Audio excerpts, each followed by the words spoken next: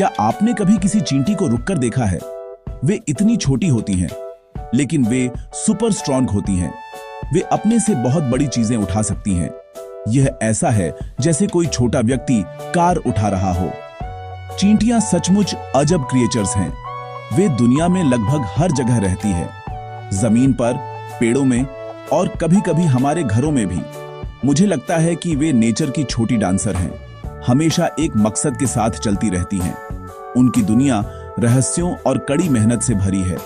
यह एक ऐसी दुनिया है जिससे हम बहुत कुछ सीख सकते हैं अगर हम उनके जीवन को करीब से देखने में थोड़ा समय दें। वे हमें सिखाती हैं कि सबसे छोटा जीव भी पावरफुल हो सकता है। एक चींटी कॉलोनी एक बड़े परिवार जैसी है। यह चींटियों द्वारा बनाया गया एक बड़ा शहर है। इस शहर के अंदर हर किसी का एक काम होता है। क्वीन चींटी पूरी कॉलोनी की माँ होती है। उसका मुख्य काम अंडे देना है। इसी तरह परिवार बड़ा और बड़ा होता जाता है। फिर वर्कर चींटियां होती हैं। ये सभी फीमेल चींटियां होती हैं। वे बिल्डर, फूड फाइंडर और सोल्जर होती हैं। वे छोटे चींटियों, जिन्हें लार्वा कहते हैं, का ख्याल रखती हैं। वे घोंसले को दुश्मनों से भी बचाती हैं। नर चींटियों का केवल एक काम होता है, जो रानी के साथ मेट करना है। हर कोई पूरी तरह से एक साथ काम करता है, जैसे एक अच्छी तरह से रिहर्स की हुई डांस टीम। 1000 दिनों के लिए एक चींटी कॉलोनी का सिमुलेशन करना एक लंबा समय लगता है, लेकिन यह एक बहुत ही दिलचस्प प्रोजेक्ट है। सबसे पहले आपको उनके लिए एक स्पेशल घर चाहिए। इसे फॉर्मिकेरियम या चींटी फार्म कहते हैं। आप इसे ऑनलाइन खरीद सकते हैं या खुद बना सकते हैं। यह आमतौर पर रेत या एक स्पेशल जेल से भरा एक क्लियर कंटेनर होता है। यह आपको अंदर होने वाली हर चीज को देखने देता है। फिर आपको चींटियां चाहिए। सबसे अच्छा तरीका है कि एक क्वीन चींटी को उसके कुछ पहले वर्कर चींटियों के साथ ऑनर्डर करे, जिन्हें नैनेटिक्स कहते हैं। जंगली से कभी भी क्वीन को नहीं लेना चाहिए। इससे नेचुरल एनवायरनमेंट को नुकसान हो सकता है। एक बार जब आपके पास फॉर्मिकेरियम और चींटियां हों तो सेटअप आसान है। आप सावधानी से क्वीन और उसके वर्कर्स को उनके नए घर में डालते हैं। आपको उन्हें खाना और पानी भी देना होगा। चीनी के पानी में भिगोया हुआ एक छोटा सा कॉटन का टुकड़ा उनके लिए परफेक्ट है। खाने के लिए उन्हें छोटे बीज, फल के छोटे टुकड़े या यहाँ तक कि मरे हुए कीड़े भी पसंद हैं। उनके घर को साफ और सुरक्षित रखना महत्वपूर्ण है। सुनिश्चित करें कि कंटेनर में हवा के लिए छोटे छेद हों, लेकिन इतने बड़े ना हों कि चींटियां भाग सकें। अब महान एक्सपेरिमेंट शुरू हो सकता है। आप अपनी आंखों के सामने एक नए समाज को बनते और बढ़ते हुए देखने के लिए तैयार हैं। पहले ही दिन चींटियों के लिए सब कुछ नया होता है। वे थोड़ी कंफ्यूज होती हैं। वे अभी-अभी एक नई जगह पर आई हैं। सबसे पहले वे जो करती हैं वह है एक्सप्लोर करना। वर्कर चींटियां पूरे फॉर्मिकेरियम में घूमेंगी। वे अपनी एंटीना का उपयोग हर चीज को छूने और सूंघने के लिए करती है। इस तरह वे अपनी नई दुनिया का नक्शा बनाती हैं। वे सुरक्षित जगहों की तलाश कर रही हैं। वे किसी भी खतरे की भी तलाश कर रही हैं। क्वीन चींटी आमतौर पर सबसे अंधेरा और सुरक्षित कोना ढूंढेगी। वह वहीं रहेगी क्योंकि उसकी सुरक्षा कॉलोनी के भविष्य के लिए सबसे महत्वपूर्ण है। यह एक धीमी और सावधानीपूर्ण प्रक्रिया है, जैसे एक नए डांस के पहले कदम। चींटियां तुरंत काम करना शुरू कर देती हैं। वे बिल्कुल भी आलसी नहीं होती हैं। कुछ चींटियां रेत में सुरंगें खोदना शुरू कर देंगी। वे अपना घोंसला बना रही हैं। यह उनका घर होगा जहां रानी अपने अंडे देगी और बच्चे बड़े होंगे। अन्य चींटियां भोजन और पानी की तलाश करेंगी। यदि आपने चीनी का पानी और एक छोटा बीज अंदर रखा है तो वे उसे जल्दी ढूंढ लेंगी। वे फेरोमोन्स नामक रसायनों का उपयोग करके एक विशेष रास्ता बनाती हैं। यह रास्ता अन्य चींटियों को बताता है कि भोजन कहां है। यह ऐसा है जैसे वे अपने दोस्तों के लिए एक गुप्त संदेश छोड़ रही हैं ताकि वे उसका पालन करें। उनकी टीम वर्क पहले ही मिनट से दिखाई देती है। पहले दिन रानी सभी गतिविधियों का केंद्र होती है। वर्कर चींटियां उसका बहुत ख्याल रखती हैं। वे उसे खाना खिलाती हैं और उसे साफ करती हैं। वे जानती हैं कि रानी के बिना उनकी कॉलोनी जीवित नहीं रह सकती। उसका एकमात्र काम सुरक्षित महसूस करना और अंडे देना शुरू करना है। उसे पूरी तरह से बसने में 1 या 2 दिन लग सकते हैं, लेकिन एक बार जब वह ऐसा कर लेती है तो वह छोटे अंडे देना शुरू कर देगी। ये अंडे कॉलोनी का भविष्य हैं। वर्कर चींटियां इन अंडों को सावधानी से घोंसले में एक विशेष कक्ष में ले जाएंगी। यह देखना अद्भुत है कि वे अपनी रानी और आने वाली पीढ़ी की रक्षा कैसे करती हैं। पहले दिन चींटियों की जरूरतें बहुत बेसिक होती हैं। उन्हें सुरक्षा, थोड़ा भोजन और पानी का स्रोत चाहिए। उन्हें सही तापमान और आर्द्रता भी चाहिए। बहुत सूखा होने पर अंडे नहीं निकलेंगे। बहुत गीला होने पर मोल्ड उग सकता है। यह एक नाजुक संतुलन है। एक ऑब्जर्वर के रूप में आपका काम यह सुनिश्चित करना है कि उनका वातावरण परफेक्ट हो। आप उनके शो के डायरेक्टर की तरह हैं, यह सुनिश्चित करते हुए कि उनके दैनिक जीवन के डांस के लिए स्टेज तैयार है। उन्हें शुरू से ही एक साथ काम करते देखना एक सुंदर नजारा है।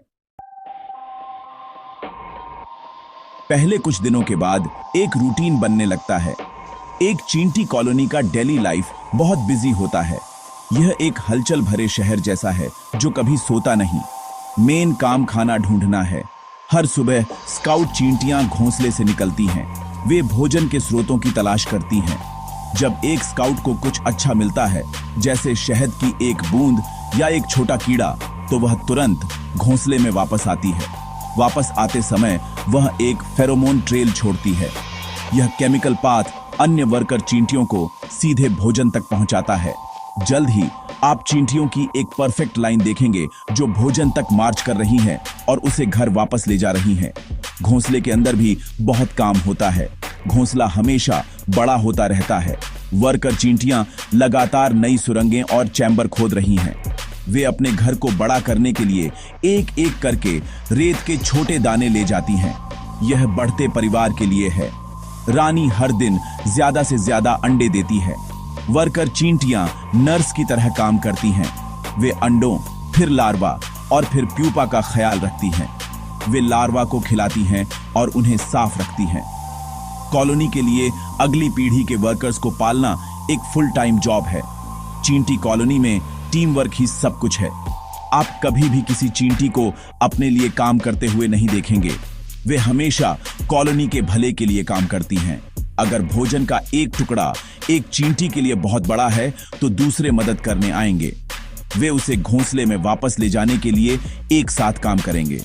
वे एक दूसरे के साथ भोजन भी शेयर करते हैं। एक चींटी जिसने खा लिया है वह भूखी चींटी के लिए भोजन वापस निकाल देगी। इस प्रक्रिया को ट्रोपेलेक्सिस कहते हैं। यह ऐसा है जैसे वे अपने परिवार के सदस्यों के साथ भोजन शेयर कर रहे हैं। सहयोग की यह भावना ही उन्हें इतना सफल बनाती है। चींटियों को कई चुनौतियों का भी सामना करना पड़ता है। कभी कभी उनका भोजन स्रोत गायब हो सकता है या एक शिकारी जैसे मकड़ी उन पर हमला करने की कोशिश कर सकता है। ऐसे मामलों में सोल्जर चींटियां घोंसले की रक्षा के लिए बाहर आएंगी। वे बड़ी होती हैं और उनके जबड़े मजबूत होते हैं। कॉलोनी को बीमारियों से भी निपटना पड़ता है। वे अपने घोंसले को बहुत साफ रखती हैं ताकि बीमारी फैलने से रोका जा सके। उनके पास अपने कचरे के लिए एक विशेष जगह होती है, जैसे एक छोटा कचरा डंप। यह पूरी कॉलोनी को स्वस्थ रखने में मदद करता है। समस्याओं को एक साथ हल करने की उनकी क्षमता वास्तव में प्रेरणादायक है। 1000 दिनों के बाद कॉलोनी पूरी तरह से बदल गई है। एक रानी और कुछ वर्कर्स से यह हजारों चींटियों के साथ एक विशाल शहर में बदल गई है। फॉर्मिकेरियम अब सुरंगों और चैम्बरों का एक कॉम्प्लेक्स नेटवर्क है। आप अलग अलग उद्देश्यों के लिए अलग अलग सेक्शन देख सकते हैं। युवाओं के लिए एक नर्सरी है, भोजन को स्टोर करने के लिए एक पेंट्री है और यहाँ तक कि एक कब्रिस्तान भी है जहाँ वे अपने मरे हुए लोगों को रखते हैं। जनसंख्या इतनी बढ़ गई है कि चींटियां लगातार बिजी रहती हैं। एक साथ काम करने वाले उनकी भारी संख्या एक अविश्वसनीय नजारा है। छोटा साम्राज्य एक शक्तिशाली साम्राज्य बन गया है। इन 1000 दिनों में मैंने पेशेंस और कड़ी मेहनत के बारे में बहुत कुछ सीखा। चींटियां कभी हार नहीं मानती। अगर एक सुरंग ढह जाती है तो वे उसे फिर से बनाते हैं। अगर उनका भोजन हटा दिया जाता है तो वे उसे फिर से ढूंढते हैं। वे हर दिन धीरे धीरे और लगातार काम करती हैं। उनकी प्रगति एक दिन या एक हफ्ते में दिखाई नहीं देती। लेकिन 1000 दिनों में उनका कलेक्टिव एफर्ट कुछ शानदार बनाता है। यह हमें सिखाता है कि छोटे कंसिस्टेंट एक्शन महान परिणाम दे सकते हैं। हम अक्सर जल्दी सफलता चाहते हैं, लेकिन चींटियां हमें दिखाती हैं कि पेशेंस और परसिस्टेंस ही कुछ ऐसा बनाने की असली कुंजी है जो टिकाऊ हो। मैंने कुछ अद्भुत फैक्ट्स भी खोजे। क्या आप जानते हैं कि कुछ चींटियां किसान होती हैं? वे खाने के लिए अपनी फंगस उगाती हैं। अन्य चींटियां चरवाहा होती हैं। वे एफिड्स नामक छोटे कीड़ों का ख्याल रखती हैं और उनसे हनीड्यू नामक एक मीठा लिक्विड निकालती है। चींटियां अपनी सांस रोककर लंबे समय तक पानी के अंदर भी जीवित रह सकती हैं। उनका कम्युनिकेशन इतना कॉम्प्लेक्स है, वे केवल केमिकल्स का ही नहीं बल्कि स्पर्श और वाइब्रेशन का भी उपयोग करती हैं। वे एक सुपरऑर्गेनिज्म हैं, जहां पूरी कॉलोनी एक ही जीव की तरह काम करती है। हर चींटी इस बड़े शरीर में सिर्फ एक सेल है जो पूरे के अस्तित्व के लिए काम कर रही है। अंत में यह 1000 दिन की यात्रा केवल चींटियों को देखने के बारे में नहीं थी, यह जीवन का एक सबक था। चींटियों ने मुझे अपनी यूनिटी, अपनी निस्वार्थता और अपनी अविश्वसनीय वर्क एथिक से प्रेरित किया। वे हमें दिखाती हैं कि एक समुदाय अद्भुत चीजें कैसे हासिल कर सकता है जब हर कोई एक कॉमन गोल की ओर एक साथ काम करता है। उनमें अहंकार नहीं होता और वे पर्सनल ग्लोरी के लिए नहीं लड़ती, वे बस कॉलोनी के लिए अपना हिस्सा करती हैं। हमारी इंसानी दुनिया में हम उनके सिंपल फिलॉसफी से बहुत कुछ सीख सकते हैं। टीम वर्क, पेशेंस और अपने समुदाय की देखभाल हमें एक बेहतर दुनिया बनाने में मदद कर सकती है, एक एक करके छोटे कदम उठाकर।